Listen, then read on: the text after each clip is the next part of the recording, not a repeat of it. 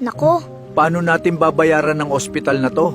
Tay, ibibigay ko po yung binili nating mga gamit para may pambayad tayo.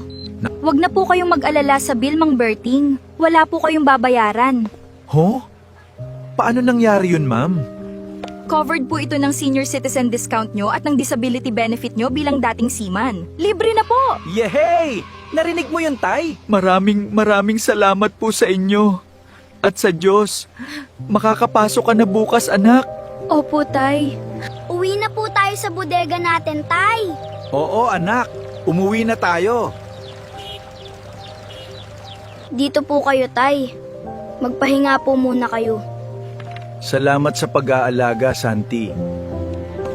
Maliit lang to, pero masarap matulog kasi walang kaba.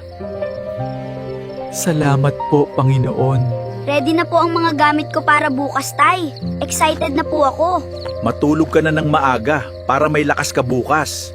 Oh, ayan. Ang gwapo na ng scholar ko. Kayo po nagturo sa akin, kaya papasa po ako, Tay. Galingan ko po talaga para makabili tayo ng bagong wheelchair nyo. Huwag mong pansinin kung anong sabihin nila. Ang talino ay hindi nasusukat sa dumi ng sapatos. Opo, Tatay. Tatandaan ko po.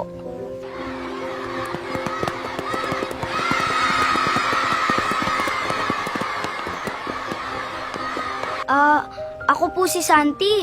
Galing po ako sa kalsada. Hala, taga-kalsada daw? Tingnan mo yung bag niya, punit-punit na. Pati sapatos niya, naninilaw na sa dumi. Kadire. Huwag mong pansinin, Santi. Tandaan mo ang sinabi ni Tatay. Class, sino ang makakasagot nito?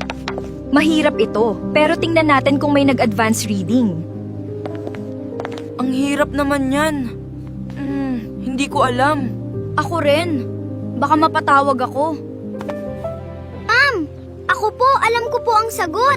Sige, Santi, tumayo ka.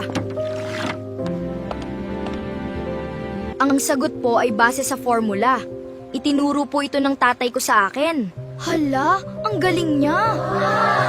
Napakagaling, Santi. Tama ang sagot mo. Palakpakan natin siya.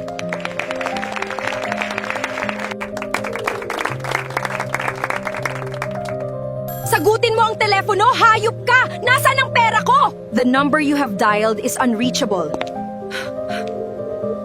Hindi pwede to. Lahat ng insurance money ni Papa, nawala. Wala na akong pera. Na-scam ako.